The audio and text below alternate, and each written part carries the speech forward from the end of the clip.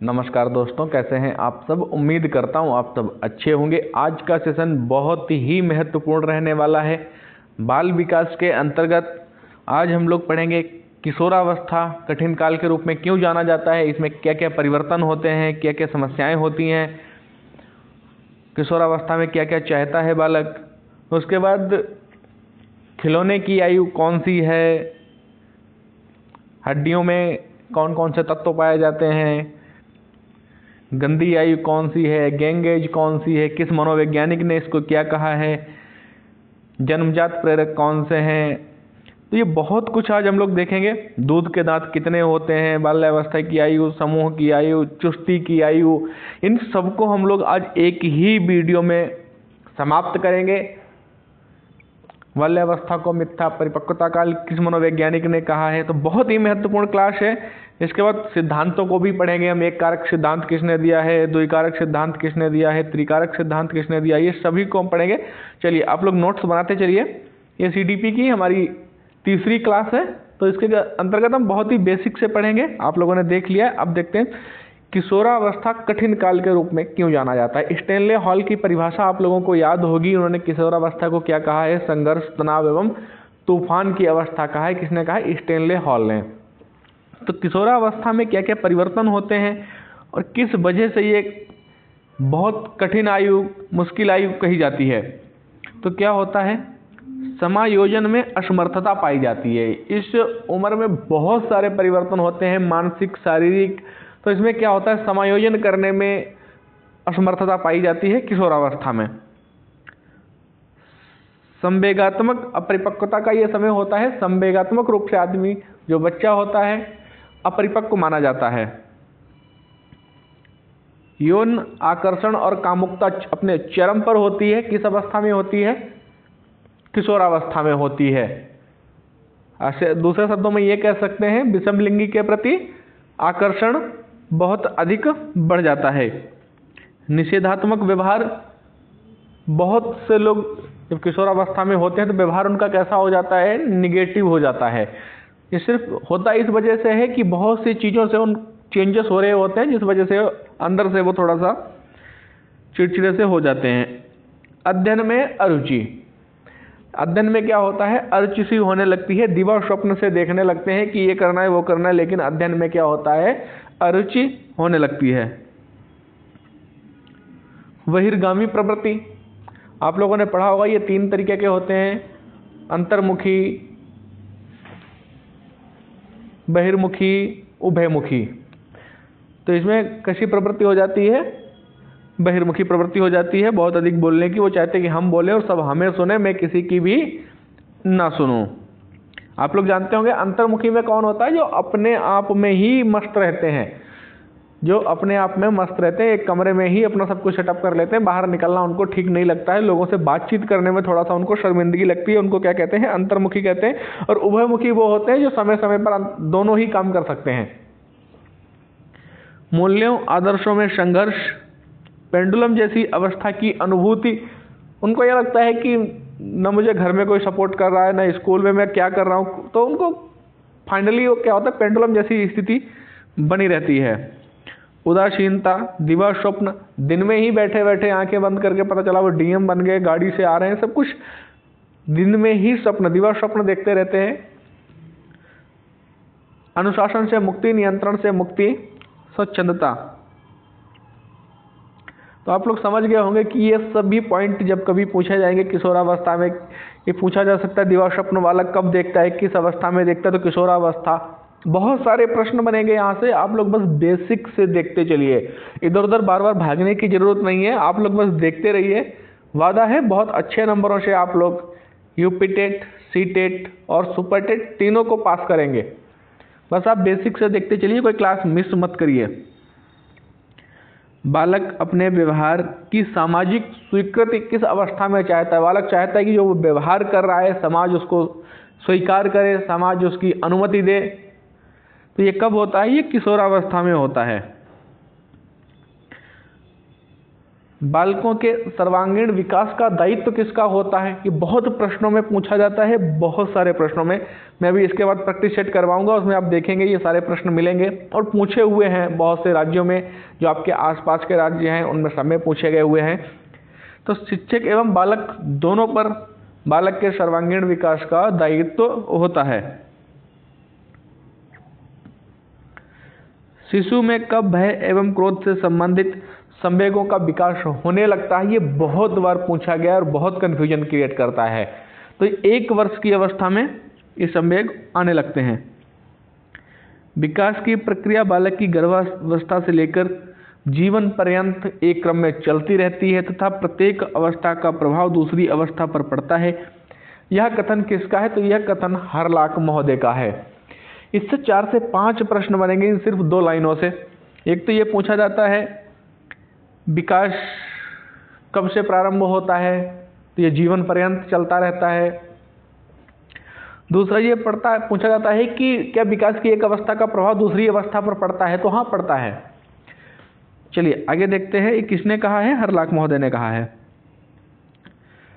विकास कभी न समाप्त होने वाली प्रक्रिया है। यह किस सिद्धांत पर आधारित है? यह किस सिद्धांत पर निर्धारित है या किस सिद्धांत से इसको लिया गया है? तो ये निरंतरता का सिद्धांत किससे है? निरंतरता के सिद्धांत से लिया गया है। विकास कभी न समाप्त होने वाली प्रक्रिया ही, यह विचार किससे संबंधित है? निरंतरता के सिद्धांत से संबंधित है। निचली कक्षाओं में शिक्षण की खेल पद्धति मूल रूप से किस पर आधारित है? तो विकास एवं अभिवृद्धि के मनोवैज्ञानिक सिद्धांतों पर आधारित है। जब प्रैक्टिस सेट अगले क्लास में करूंगा तब आप लोग देखेंगे ये प्रश्न आए हुए हैं और बहुत बार पूछे गए, इसीलिए मैं इनको पहले से ही प्रिपेयर करा रहा हूं आप लोगों को। वह अवस्था जिसमें बच्चा अपने समवयस्क समूह के सक्रिय सदस्य हो जाते हैं, बहुत बार पूछा जाता है किस अवस्था में बच्चे अपने समूह के सक्रिय सदस्य हो जाते हैं? तो ये किशोरावस्था में हो जाता है। खिलौने की आयु किस अवस्था को कहा जाता है? बताइए भाई। खिलौने की आयु कहा जाता है पूर्व बाल्यावस्था को। बालकों की सोच अमूर्तता की अपेक्षा मूर्त अनुभवों एवं प्रत्ययों से होता है। यह अवस्था कौन सी होती है? तो यह 7 वर्ष से 11 वर्ष की अवस्था होती है। वह अवस्था जिसमें शर्म तथा गर्व जैसी भावना का विकास बच्चों में होने लगता है। तो शर्म और गर्व की भावना का जब विकास होता है तो उस अवस्था को कहते हैं बाल्यावस्था। किस मनोवैज्ञानिक के अनुसार विकास एक सतत और धीमी प्रक्रिया है? स्किनर महोदय का कथन है। परिभाषा बहुत बार पूछी गई है। मैं प्रैक्टिस सेट कराऊंगा, आपसे कह रहा हूं, आप देखते चलिए, उसमें पता चलेगा कि कब कब पूछेंगे। उसमें मैं डेट भी नोट करूंगा कहाँ पूछा गया ये प्रश्न और किस सन में पूछा गया है। पीआईटी में, जूनियर में, यूपी में या फिर और किसी स्टेट में। आप बस इसको बहुत ही ध्यान से देखते चलिए, बहुत इंपॉर्टेंट क्लास है ये। हड्डियों में कौन से तत्व पाए जाते हैं? तो कैल्शियम, फास्फोरस और खनिज तत्व हड्डियों में पाए जाते हैं। कितने वर्ष का बच्चा सार्थक शब्दों का प्रयोग करने लग जाता है? जो 3 वर्ष का बच्चा। आप लोग देखते हैं अब तो जो नई शिक्षा पद्धति है और नए समय के हिसाब से प्राइवेट स्कूलों में 2 से 2.5 वर्ष में ही बच्चे को प्रवेश देने लग जाते हैं, प्ले ग्रुप, नर्सरी। जबकि जो पहले की आयु थी वो 5 वर्ष के बाद ही होती थी कि बच्चा मानसिक रूप से मजबूत हो जाता था। लेकिन अब बहुत कुछ चेंज हो गया है। बालक के विकास की प्रक्रिया एवं विकास की शुरुआत कहाँ से होती है? तो प्रसव पूर्व से ही शुरुआत हो जाती है। जन्म के समय बालक लड़का लड़की से लगभग कितना लंबा होता है? जन्म के समय, ये बहुत बार पूछा गया है, बहुत बार। आप लोग खुद समझ सकते हैं कितना इंपॉर्टेंट है। तो लगभग आधा सेंटीमीटर लंबा होता है।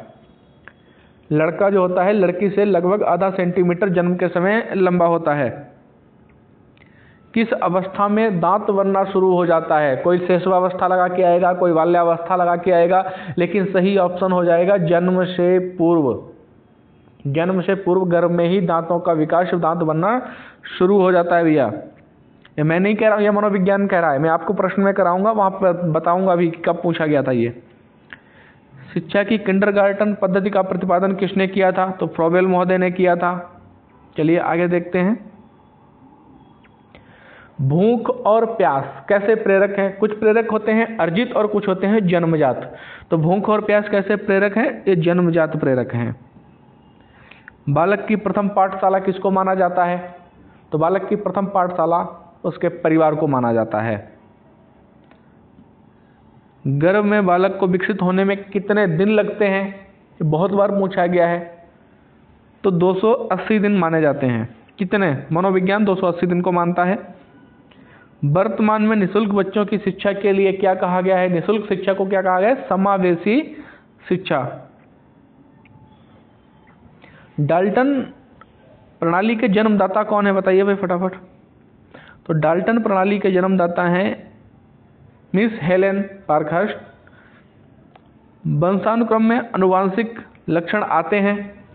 तो अनुवांशिक लक्षण पिता से कितने आते हैं, माता से कितने आते हैं, ये प्रश्न पूछा गया है। तो कितने आते हैं? 1/2 पिता पक्ष से और आधे माता पक्ष से। शिशुवावस्था की प्रमुख मनोवैज्ञानिक विशेषता क्या है? बहुत बार पूछा जाता है शिशुवावस्था में बालक व्यवहार कैसा करता है? तो मूल प्रवृत्त्यात्मक व्यवहार करता है। इसको मैंने करा भी रखा है। प्रीवियस वीडियो में आप लोग प्रैक्टिस सेट में जाएंगे तो देखेंगे मैंने इसको करवा रखा है। चलिए आगे चलते हैं, आगे देखते हैं। दूध के दांत कितने होते हैं, या दूध के दांतों की संख्या कितनी होती है? तो दूध के दांत कितने होते हैं? 20 होते हैं। एकदम सिर्फ इंपॉर्टेंट फैक्ट्स ही उठा के आपको लिखवा रहा हूँ, ऐसा नहीं कि बहुत ज़्यादा थ्योरी परिभाषाएं नहीं, एकदम इंपॉर्टेंट फैक्ट जो पॉइंट टू पॉइंट पूछे जाते हैं, इधर उधर गुमराह नहीं करना है। सामान्य बालक किस आयु में ध्वनि उच्चारण शुरू करते हैं? ये भी प्रश्न पूछा गया है। तो 9 से 15 माह के मध्य में ध्वनि उच्चारण शुरू कर देते हैं। जन्म के समय शिशु के मस्तिष्क का भार कितना होता है? बहुत बार पूछा गया है जन्म के समय बालक के मस्तिष्क का भार कितना होता है? तो ये 350 ग्राम होता है।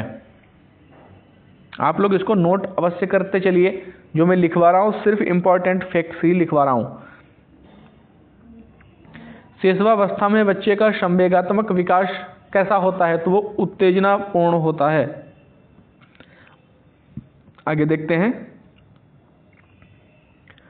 बाल्यावस्था की आयु होती है। तो बाल्यावस्था की आयु कौन सी मानी जाती है? 6 वर्ष से 12 वर्ष। समूह की आयु कौन सी होती है? तो बाल्यावस्था होती है।